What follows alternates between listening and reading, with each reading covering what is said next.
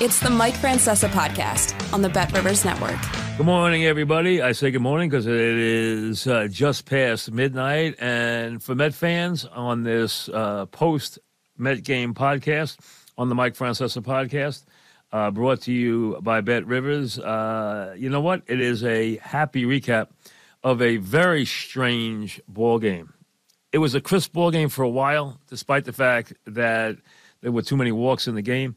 But from the sixth inning on, the game was almost bizarre. I mean, the bottom of the seventh inning for the Mets was something out of a science fiction movie. I mean, it was just ridiculous with the umpire, with the telecommunications, with the communications with the reliever not being able to find a plate. I mean, it was just a nightmare to just live through. I mean, no less anything else. It was an odd game. deGrom was, I thought, okay. I didn't think he was great. He came back and pitched that sixth inning against the middle of the order, and that was a positive inning. Buck was smart not to throw him out in the seventh because, first of all, how many pitches he'd thrown. Secondly, Grissom, Profar, and Soto were the guys who were giving him all the trouble, and he was going to see them in the seventh inning. So Buck took a big calculated gamble, and it paid off. I think his feeling was, I got a one-run lead. Let me go to Diaz here. And they'll probably not give me the best part of the bullpen. We can probably pad it, and then I can get Diaz out of the game. That was what he was hoping. Padres walked the ballpark. Mets got a couple of hits. They got the 4 runs, and then it turned into a little bit of a circus, but the Mets were able to hold on, even though they loaded the bases in the ninth inning. Diaz threw 28 pitches. He hasn't pitched much in September, so he can go 2 innings. I mean, if you're listening to the telecast tonight, yes, the national guys don't know the team like your regular guys do, but when you have guys who are on a playoff broadcast and they are talking about Diaz pitching 4 innings, I mean, you wonder where they're from. I mean, you're like, what are you guys talking about? The guy has never thrown more than 35 innings. He never pitches 2 innings. It's a rarity if he goes 2 innings. 2 innings would be maximum, and you guys are talking about him pitching 4 innings in a game? I mean, come on now. How crazy is that? But Buck was a calculated gamble. He knew he couldn't get more than 2 innings out of him. He even got him out of the game a little early after 28 pitches. He'll be fine for 2 innings tomorrow night. The question is it's all hands on deck for both teams. Musgrove against Bassitt. Bassitt was not good in Atlanta. He's been good this year. He kind of flew under the radar, but he did win 15 games. He pitched well for the most part. He did not do his job in Atlanta, but so did nobody else did either. Now he gets a chance for vindication, and the Mets try to move on to the Dodgers. It was a big win for the Mets because it breaks a couple of losing streaks. It breaks a Met losing streak in the postseason. It breaks a Buck losing streak in the postseason. It gets the Mets into the third game, and now you hope they can find a way. The Mets, usually good things happen when Alonso hits. And tonight you got a home run from Lindor early, and then the Mets had a million chances to break the game open and couldn't. The walks were ridiculous, and then the Alonso homer gave him the lead and put everything in motion. When he hits, they hit. That's just the way it is.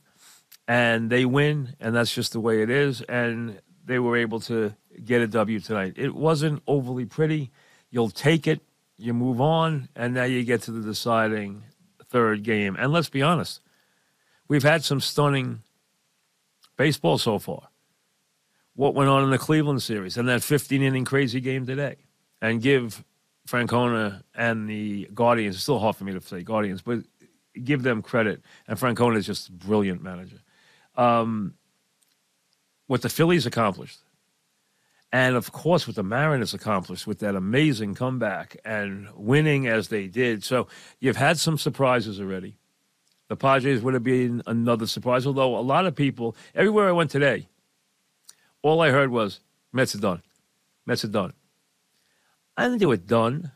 Look, they had a chance to win tonight. I don't know if they'll win tomorrow or not. I don't give them much better than a 50-50 chance to win tomorrow. They're home. All right. Do I think they're the better team? Maybe by a smidge. I think it's pretty close.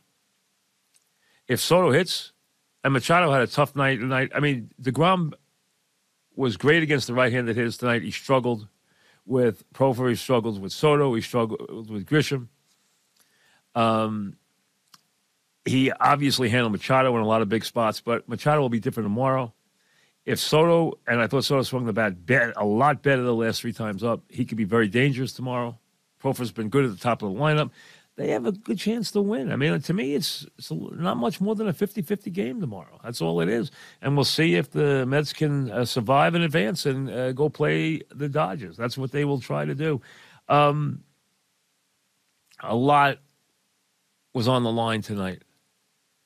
They needed to win this game. deGrom needed to have this happen tonight. He needed to have this game. And like I said, was it unbelievable? No. Was it okay? Yeah, it was okay. It was a solid 6 innings. It wasn't great, but it was, good. I'd call it good. 6 innings, 5 hits, 2 runs. He seemed to lose it in the middle of the game, and he went just the straight sliders. Then he came back with a little bit of fastball late. The slider was good, especially to Machado all night. He gave up the 1 homer, which seems to be now a thing where he just keeps giving up long balls. He did strike out 8 guys. So I thought he did the job. Diaz, I think, just needed more work. He was not his overpowering self today. But they made some plays in that inning around the bag. A throw here, a throw there, that could have been a very different inning.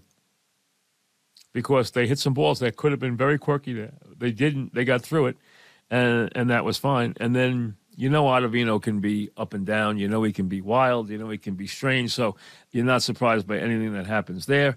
And then Lugo comes on to get Bell and preserve the victory, and we get ready for a game number 3. It was a little bit of a surprise that they didn't put Alvarez in the lineup. They put Ruff in. Ruff got on base a couple of times with the walk, with getting hit by a pitch. At least he contributed a little bit. He didn't hit, but at least he contributed a little bit. They ran Gore for him, and then they never gave Gore a chance to steal. I mean, it made no sense. If you're going to put in a guy who is one job there is to steal a base, you got to give him a chance to steal a base. They didn't even give him a chance to, next thing you know, you got a double play and he's gone. So that made not much sense. I know Marte wasn't great tonight, and he clearly can't throw in right field, but I think he gives the team a lift with his presence. Nimmo had a really good game. I mean, I thought he did a really nice job getting on base his first 4 times, getting those 3 singles. I thought he did a very, very nice job at the top. And just getting what they need from Lindor and Alonso, which is power. And runs driven in. They got the big swings from both of them tonight, and that makes a difference. So I thought the crowd was electric early.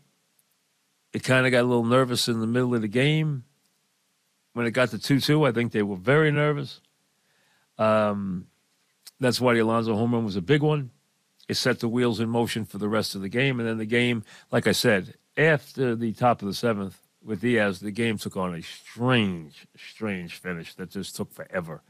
I mean, you don't want a game like that to take over 4 hours. I mean, it just took forever. But when you got that many walks, it's going to happen. You got a couple of hit batters. You got a million walks in the game. I mean, it was that kind of night. And the Mets, they just right now don't often get that big hit. McNeil's been good. He's reliable. He's done a nice job down the stretch. That was a big hit he got. And they really needed to do that because it really took the pressure. Because let's say that stays a 1-run game. He can't throw Diaz in the 9th. That's a 1-run game. Let's say Diaz finishes the 8th and he's thrown 30-some-odd pitches.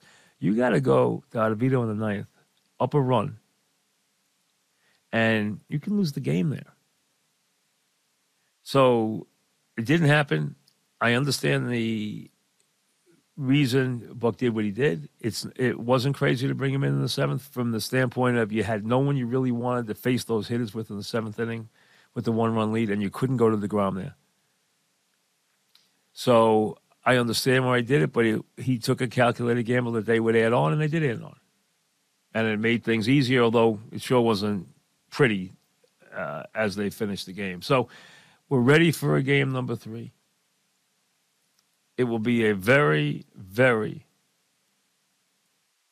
exciting game tomorrow night. It is tomorrow night because the Cardinals have been defeated by the Phillies, so the only game in town. The other 3 series are over, so the only game in town will be tomorrow night. So ESPN can't move it all over the dial again. Or maybe they'll play hide the ball game again, as they did tonight. I mean, it was just utterly ridiculous. But hopefully tonight, coming up on Sunday night, they just leave it on there and just we take it away. Okay? It's going to be a good sports day tomorrow. You start with the Packers and the Giants tomorrow morning in London. You got a very interesting Jet-Dolphin game for the first time in a while. And then you have a deciding playoff game in a first-round series with everything on the line, all hands on deck, trying to get to play the Dodgers this week. So that's where we are. It's going to make for a very, very fun Sunday. We will have an NFL podcast for you after the Jets and Giants play tomorrow. We'll do one on the Giants after they play the London game. Then we'll come back and we'll do one on the rest of the NFL and the Jets after they finish up. And then we'll do one after the Mets series comes to a conclusion tomorrow night, and we know whether the Met season took a very abrupt end or they were able to come back and win the back 2 games and set up a confrontation with the Dodgers, which would be a lot of fun. So hopefully they get to extend their season because I'd like to see them at Dodger series. I really would. I think it would be an interesting series. I know the pitching won't be set up the way you want it. It puts the Dodgers in a very positive way. So be it. Hey, crazier things have happened.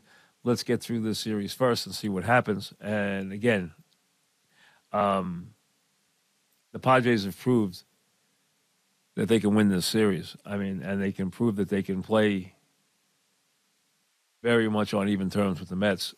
And it would not be a surprise in the least if they won the series. So to me, it's very much, I'd give the Mets the slightest of edges in Game 3. But very much the slightest of edges. I think there were a couple of things positive out of the Met offense tonight. I think getting the home runs, getting the long ball from Lindor and Alonso gives them a little swagger for Game 3, which you like to have, because you need those 2 in the middle of your lineup to do the job. You got a couple other guys swinging the bats barely. You got a couple other guys swinging the bats okay.